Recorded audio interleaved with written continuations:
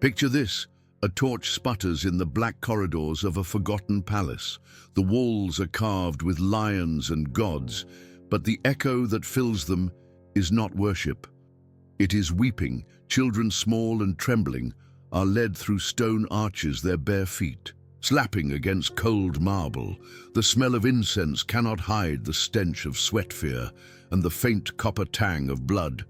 Imagine standing there, a court dressed in gold and silk, pretending to be the pinnacle of civilization, yet behind its curtains, children are bought and sold as though they were coins. This is not myth, this is not exaggeration. This was the machinery of ancient power, where beauty was currency, where innocence was stripped away, and where kings and nobles believed the bodies of children belonged to them. The world remembers empires for their triumphs, for their battles, for their monuments. But beneath the triumphal arches were tiny voices that history tried to bury. Tonight we enter their silence, and we listen. The scene is Babylon, the beating heart of an empire that claimed to cradle civilization. Markets roared with merchants selling spices, lapis lazuli horses from distant lands, but hidden behind the grandeur, another market thrived, a trade not written in contracts but whispered. In shadows, children, taken from villages where hunger had already hollowed their cheeks, captured during raids or sold by desperate families who had no bread left to give. The buyer was not a farmer, not a craftsman, but an envoy of the court. The palace needed bodies, it needed youth, it needed silence.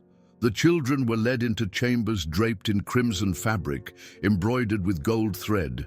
The fabric muffled their cries. Some were chosen for labor polishing the endless floors or fanning the lords during feasts, but others were taken deeper, where lamps burned low, where guards stood still as statues, and there innocence was dismantled, piece by piece, by men who called themselves gods among mortals. Imagine the psychology of power. Here, a ruler who already owned lands, armies, and temples, still hungered for control over the smallest, most fragile lives, because domination was never about need. It was about proof that even purity could be conquered, that the young could be reshaped into tools for pleasure.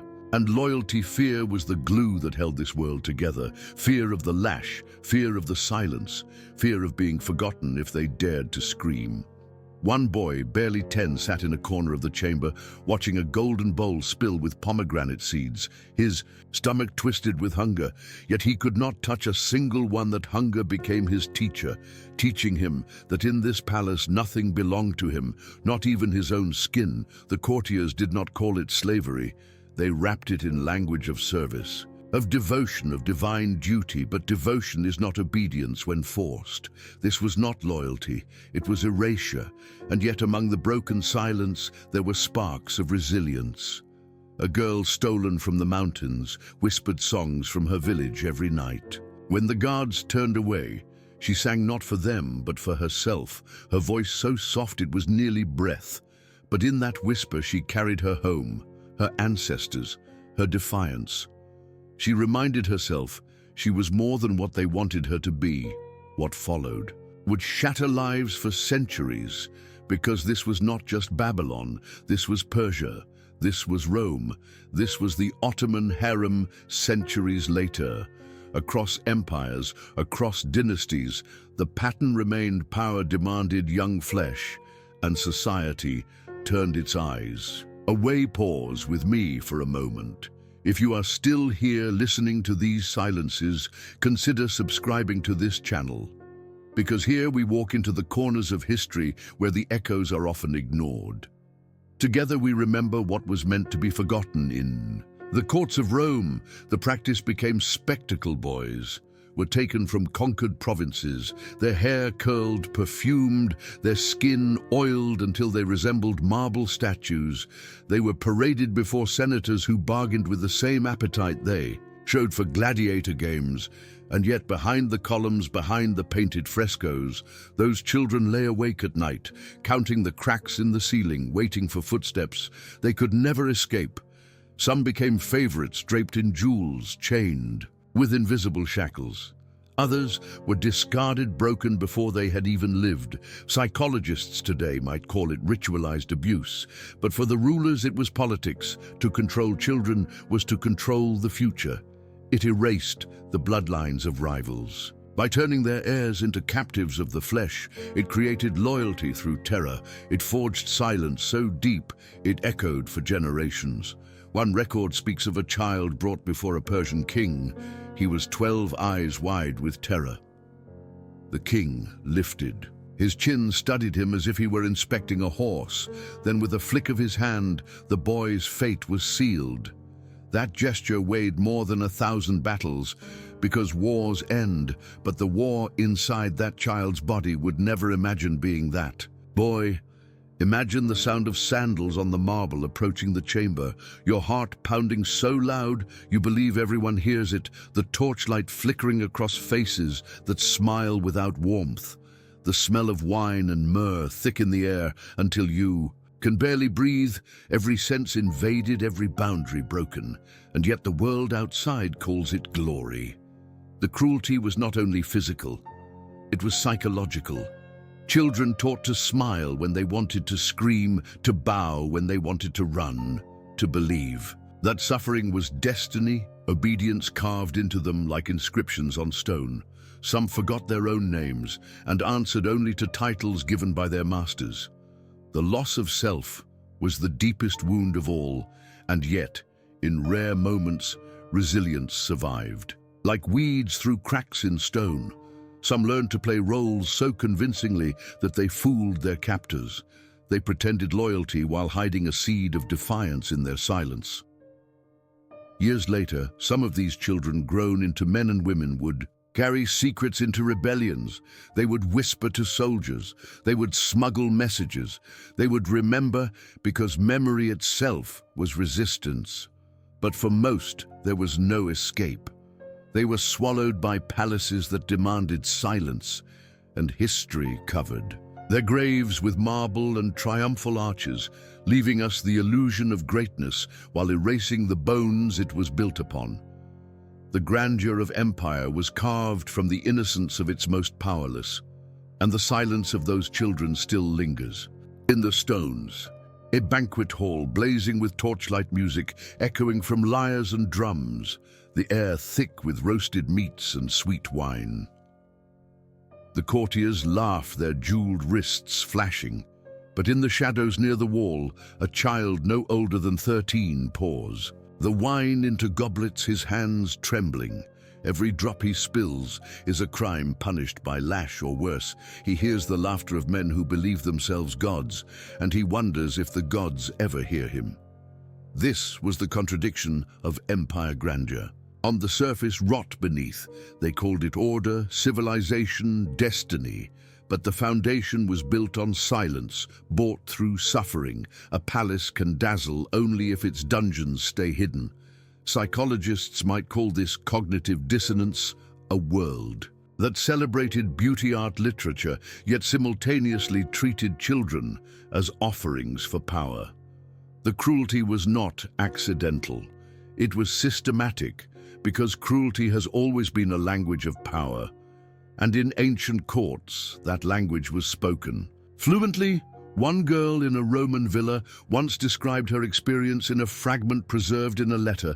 She wrote of perfumes that choked her breath, of marble floors that burned her bare feet, of a silence so heavy it pressed against her chest. She never signed her name. Perhaps she feared to, or perhaps she no longer remembered who she was. Her words survived by accident, and yet through them we glimpse 1,000 unspoken voices. Imagine the nights, children lying on stone floors listening to distant music from feasts they were never allowed to join, the muffled laughter bleeding through the walls while their bodies trembled from wounds hidden beneath robes. That sound of joy on the other side of the wall was not joy to them.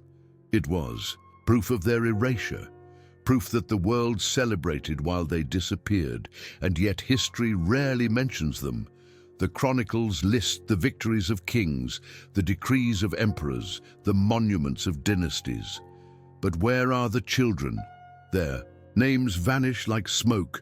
They are shadows in footnotes, they are silent ghosts in margins, and still their absence speaks louder than the monuments. In the Ottoman palaces, centuries later, the pattern returned under different silks and titles. Boys, taken through the dev-shirme system, torn from Christian families in the Balkans, trained for service or desire. Some became soldiers, others ornaments for courts. Girls taken into harems, silenced behind jeweled walls, their childhood exchanged for the illusion of luxury. The cycle of power-consuming innocence continued because power never truly changes it, only changes costumes. Imagine the psychology of a ruler surrounded by wealth, armies, treasures, yet still restless, still searching for control over the smallest lives, because ultimate domination is not over land or gold. It is over the body and soul of those too weak to resist. That was the hunger behind the palace doors. Not lust alone, but the thrill of absolute control. Some might say this was the way of the past, that cruelty belonged to another age. But listen carefully. The echoes are not so distant. Children are still bought and sold today, in hidden markets, in digital shadows, in corners of conflict zones. The faces have changed, the languages have changed, the palaces replaced with screens and alleys, but the silence remains the same, and the silence is what predators rely on. So what do we do with this history?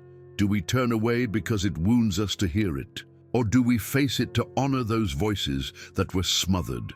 Remembering is itself an act of defiance, because forgetting was always the goal of the powerful. One last scene. Picture a deserted palace at dawn. The torches have burned out, the music has died, the courtiers sleep in silken beds, but in the servants' quarters, a child stirs. He presses his hand to the wall, tracing the cracks with his finger. He whispers his name softly into the stone, afraid he might forget it by morning. The wall holds his voice. The wall remembers, even when history forgets, because every empire falls, but the echoes of their silenced children still shape us today. And if you listen closely, you can still hear them, in the cracks of marble, in the dust of ruins. In the silence between words, the walls remember even when history forgets.